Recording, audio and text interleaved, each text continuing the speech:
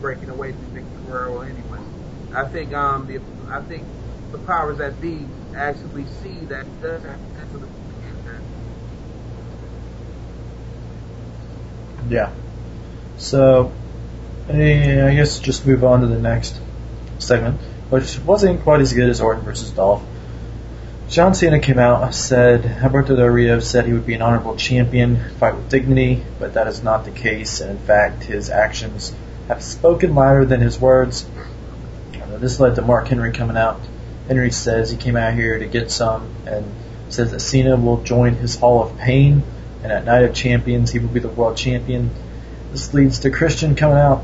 Christian says that Mark will be facing him at Night of Champions because he will beat Randy Orton tonight on the SmackDown Super Show, and that Cena makes Christian sick to his stomach. He hates whiners who complain till they get what they want.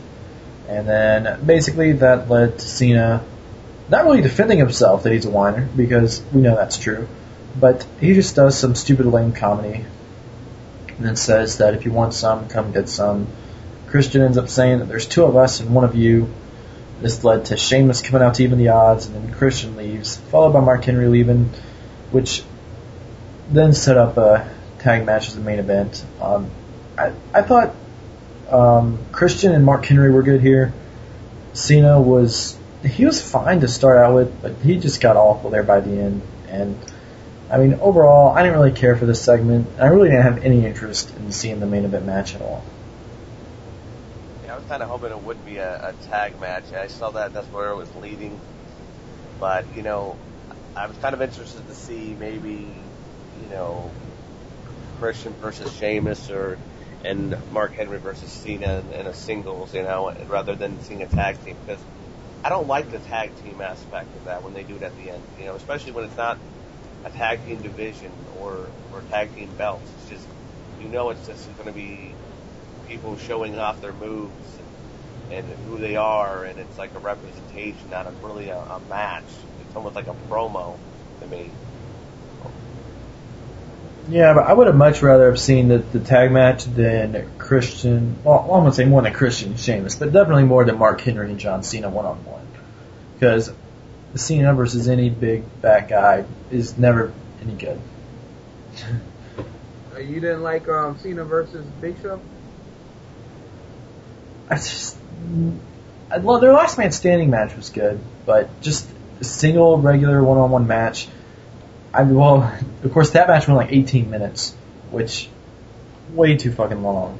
But I'm not really a big fan of Cena when he is fighting a bigger guy, because really it's just the same as any other match. He's going to get pounded on, and then he'll eventually come back, and everybody's going to be like, "Oh my god, he hoists him up in the air for the FU. I didn't even think it was possible," and then he'll win. So I really don't want to see that again.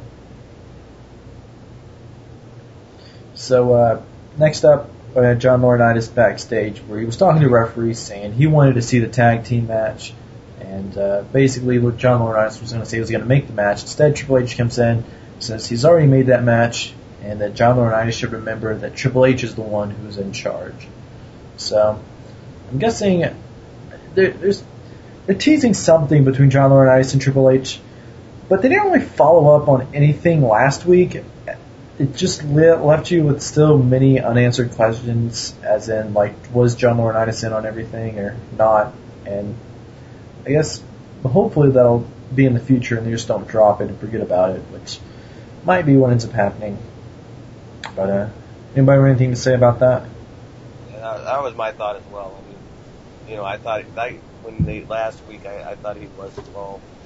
And I almost think like he's trying to do some type of overthrow thing or something behind Triple H's back, saying like maybe he's the better leader of the WWE. So maybe there is something going to happen between that, because it's already happened 2 or 3 times now. So next up we had. Go ahead, Goldie. No, go ahead. All right. Well, if you have something to say, I was just going to move on to Miz and Punk. Yeah, you can move on. Alright.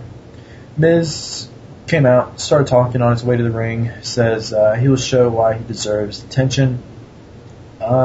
Miz versus Punk, they had a pretty good match. That was awesome when you saw CM Punk go, awesome, with his fingers all out. Or when he jumped off the rope and says, I can fly. The only thing that really sucks is this match went a pretty long time, and it just ended in a DQ. When Truth just attacked Punk when he was about to hit Miz with the GTS, which I hate when they devote so much time to a match and they give you just a shitty DQ ending. It's like, why waste my time with the 10, 13-minute match if you're just going to end it in a DQ? Right, and I was looking forward to this match, too. Yeah, they had a pretty good match going. And then afterwards, Truth attacked Punk. Punk fought off both guys until finally Nash came out. That distracted Punk and allowed Miz to attack Punk. And then Nash hit Punk with a jackknife powerbomb to seemingly build up their match for Night of Champions. But so I thought that was effective. I found it odd, though, that like Punk fought off these two guys by himself. I figured that they were going to be trying to push Miz and Truth, which I guess they still can, but I just found it odd there. But yeah, but I mean, seemingly at the end of the night, what sense does it make for Nash to get the upper hand on Punk if they might never have a match? Yeah, I mean, maybe it was like a last-minute thing or something. So, Goldie, what'd you think of the match? Actually, I thought the match was really good. I understand how they were trying to set it up as a DQ. I think they were trying to show both of them as still being strong. You know, the Miz is they're trying to work up the Miz, and you still have to keep CM Punk at the level that he's at. And neither one of them would have benefited from a win or a loss. So I think it was just basically a build up for the pay-per-view between Nash and the Miz, and Nash and Punk, and still trying to have our Truth and the Miz be relevant. Makes me wonder if they're just a team together or they're going to be a tag team. Since they're coming together, you know, doing, you know, Mrs. following Truth's characters, you know, and what about the whole. I think that would be horrible. I thought it really sucked when they started rapping in the ring. It made me laugh, so it wasn't that bad. Oh, I love Truth's rap that he did. I thought it was awesome. Do you guys think they're going to be a tag team? It seems that way. I would hope not. You know, I would really hope that, you know, they would try and, you know, push them more as single wrestlers, especially since, like we said before, you know, with SmackDown and everything needing stars, you know, the Miz would have been perfect on SmackDown, and so would R-Truth right now. Because right now, with the type of program you're trying to run right now, they really don't have the room for those two anyway.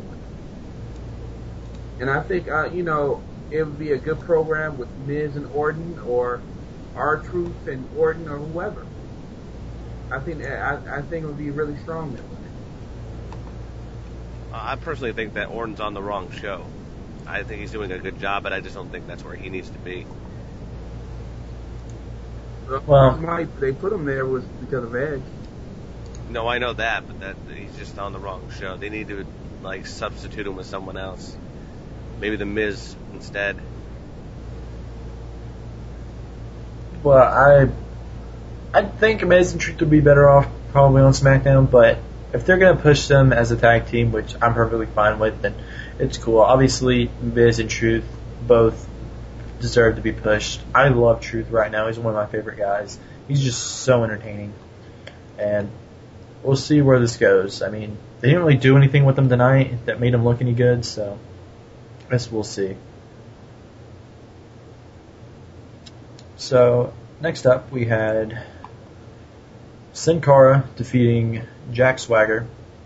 It was Hunico playing Sin Cara, which it seems like Mystico is done with WWE at this point. What are your guys' thoughts on this whole Sin Cara situation? Like, do you agree with them possibly getting rid of Mystico, which seems like what they're doing? I actually did not know about that. I heard that he got, you know, he was got suspended, but I didn't know about I thought he was making a comeback. So, I mean, explain on that. I mean, I'm kind of in the dark with that. Well, it's a pretty complicated story, but basically what it is that wrestlers are not too happy with Mystico because he sort of carries himself like he's a big star, even though he hasn't done anything in the United States. And basically he was sent home from last week's SmackDown tapings because of a bad attitude or something. So, and really, they like the way Hunico plays him, I believe, and plus Hunico is a lot cheaper than Mystico, so it's looking like.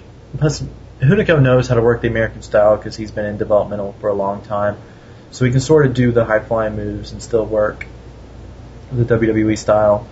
And basically, an update today is that it looks like Mystico will not be returning. So, we'll. I mean, quite frankly, I want to see Mystico in WWE. So maybe it's just my selfishness talking, but either way, Mystico was really getting over, and I felt like they were doing a good job with him. He had only lost clean once. I mean, the only reason why there's any debate right now is because Sin Cara merchandise is selling really well. We're selling a lot of Sin Cara masks, which cost $75, so we're making a good amount of money. And I mean, really, Mystico is one of the best high flyers in the business, and just the way he pulls off his moves is spectacular. And I think, it could be a great job.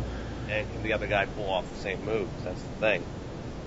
He can't do it as graceful and as easy as Mystico makes it look. I mean,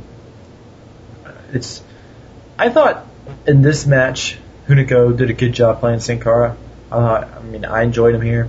I didn't see anything too bad, but I mean, really, I would rather see Mystico playing Sin Cara, but it doesn't look like we're going to get that. Goldie, what are your thoughts on this? Actually, when they first started hyping up Sin Cara, I thought it was a good thing. I thought Vince was actually going to try to bring back the Cruiserweight division. But now, more and more, I see that, Sin Cara is just going to be another Mysterio. So I really see no point in having him in.